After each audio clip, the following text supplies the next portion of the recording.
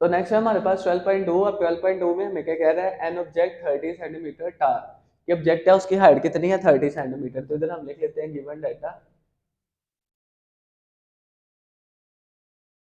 Height of object, और वो कितनी है 30 सेंटीमीटर। अब उसके बाद क्या है, is located 10.5 centimetre from a concave mirror. अब यानी कि ये इधर ऑब्जेक्ट डिस्टेंस की बात की है, या कनकेव मिरर का ऑब्जेक्ट डिस्टेंस हमें पता है इधर के, वो हमारे पास क्या है पॉजिटिव। तो इधर लिख लेते हैं कि ऑब्जेक्ट डिस्टेंस, और उसको हम डिनोट किससे करते हैं पी के साथ, और वो हमारे पास कितना है 10.5 सेंटीमीटर। अब आगे क्या लिखा हुआ है, विद फोकल लेंथ 16 सेंटीमीटर, और उसकी फोकल लेंथ कितनी है 16 centimetre. Focal length equal to, focal length को हम किसके साथ डिनोट करते हैं एफ के साथ, और वो कितनी है 16 सेंटीमीटर। ये दो चीजें हमें गिवन थी। अब आगे आ रहा है टू फाइंड, ये हमारे पास गिवन डाटा आ गया टू फाइंड। अब हमने फाइंड क्या करना है, पहली चीज है वेयर इमेज लोकेटेड, कि इमेज कहाँ पे बनेगा, और इमेज को हम किसके साथ डिनोट करते हैं क्यू। तो इधर मैं लिख लेता हूँ क्यू, ये हमने फाइंड आउट करना है। और फिर लिख रहा हाउ हाई इट इज।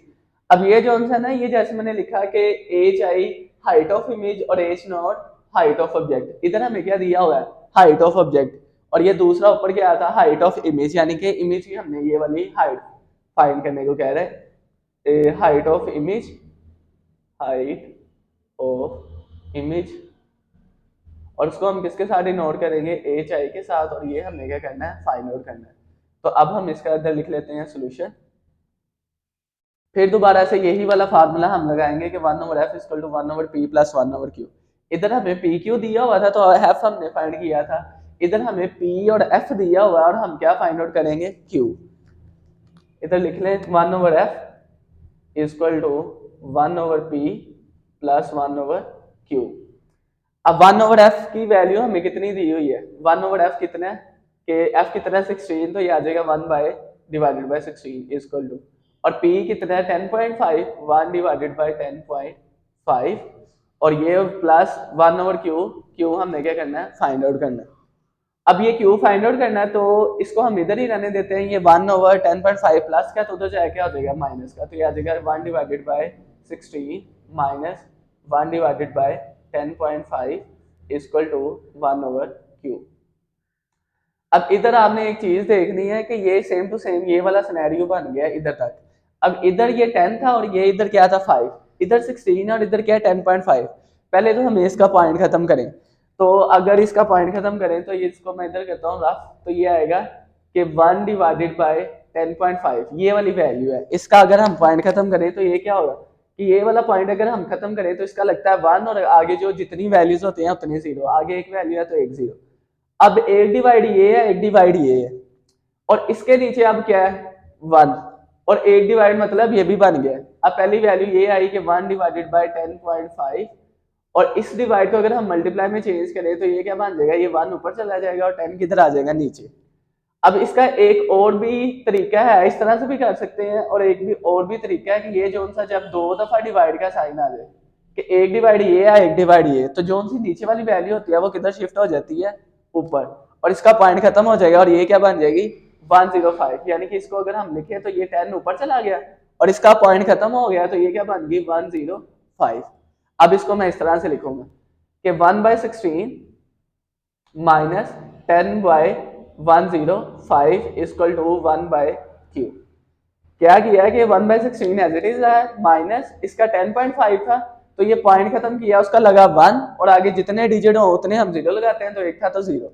अब एक डिवाइड ये था एक डिवाइड ये था, जब दो डिवाइड हो तो जो सबसे नीचे वाली वैल्यू होती है वो किधर शिफ्ट कर जाती है ऊपर, और वो ऊपर चलेगी, तो ये क्या बन गया है 105।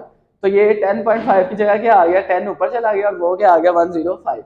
अब इधर हमारे पास इसका एलसीएम क्या आएगा 16 और 105, ये हमारे पास इसका एलसीएम आ जाएगा। इसको मैं लिख लेता हूँ 16 मल्टीप्लाई बाय 105। अब 16 और 105 एलसीएम है, तो 16 105, इसको पहले इस सारी वैल्यू के साथ मल्टीप्लाई करेंगे, तो ये आपके पास क्या आएगा 1/16, तो 16 16 से काट जाएगा, तो ऊपर क्या आएगा 105 माइनस। अब फिर इसी को 16 105 मल्टीप्लाई, अब किसके साथ करेंगे, ये वाली सारी वैल्यू के साथ, 10/105।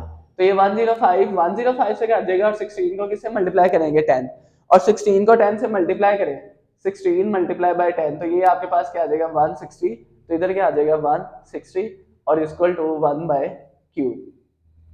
अब 105 में से 160 को माइनस करें तो ये आपके पास क्या आएगा -55, और ये नीचे वैसे ही कि 116 मल्टीप्लाई 105 इक्वल टू 1/q।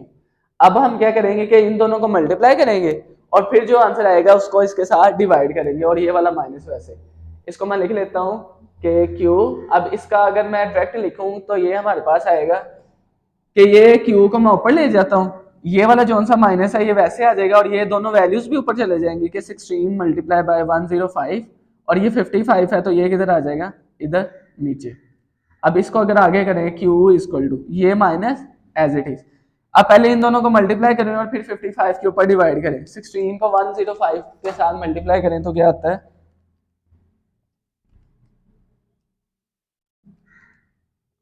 तो ये हमारे पास आता है 1680 और डिवाइड में हमारे पास क्या आएगा 55। अब ये क्यू फिर as it is equal to ये वाला माइनस भी एज इट इज, और इन दोनों को डिवाइड करेंगे तो ये हमारे पास आ जाएगा 30, ये वाला माइनस एज इट इज 30.54, और अब इधर भी सेंटीमीटर में बात हुई थी इधर भी, तो ये हमारे पास क्या आ जाएगा सेंटीमीटर, और ये हमारे पास क्या आ जाएगा क्यू। ये जो सी एक चीज थी ना क्यू के इमेज वो हमने फाइंड आउट कर ली। अब दूसरी चीज क्या है कि हाइट ऑफ इमेज एच आई वो हमने फाइंड आउट करना है, तो वो इधर हम आगे करते हैं part B, height of image.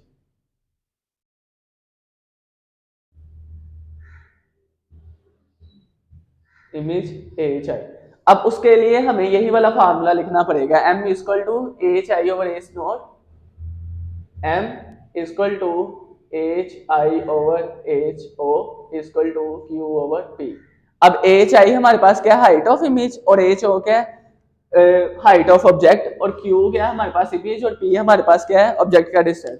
तो इसकी वैल्यू पुट करें एच आई, ये हमने क्या करना है फाइंड आउट, एच ओ हमारे पास कितना है ये वाला 30 सेंटीमीटर, इसको लिख लें इधर आगे एच ओ, तो ये आ जाएगा एच आई हमने फाइंड आउट करना है, तो ये एज इट इज आएगा ऊपर, एच ओ हमारे पास कितना है 30, और क्यू हमने कितना निकाला है 30.54,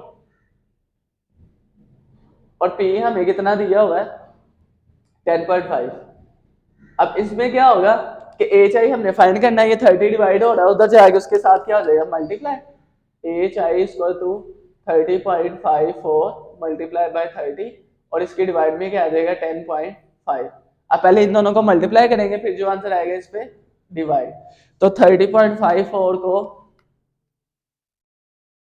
मल्टीप्लाई करें 30 के साथ तो ये क्या आएगा 916.2 डिवाइडेड बाय 10.5, और अब इसको इसके ऊपर डिवाइड कर दे तो इसका आंसर क्या आ जाएगा 10.5, तो ये आएगा हमारे पास 87.25, और ये सेंटीमीटर में हमारे पास जो इमेज की हाइट होगी वो हमारे पास आ जाएगा।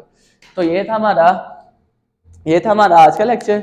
आपने इसकी जो सी साइंस की कन्वेंशन है वो उनको बहुत अच्छे तरीके से याद रखना है, अगर तो वो आप लगा लेंगे तो इजीली सॉल्व हो जाएगा। तो ये था हमारा आज का लेक्चर। अब आपसे मुलाकात होगी इंशाल्लाह नेक्स्ट लेक्चर में, तब तक के लिए अल्लाह हाफिज।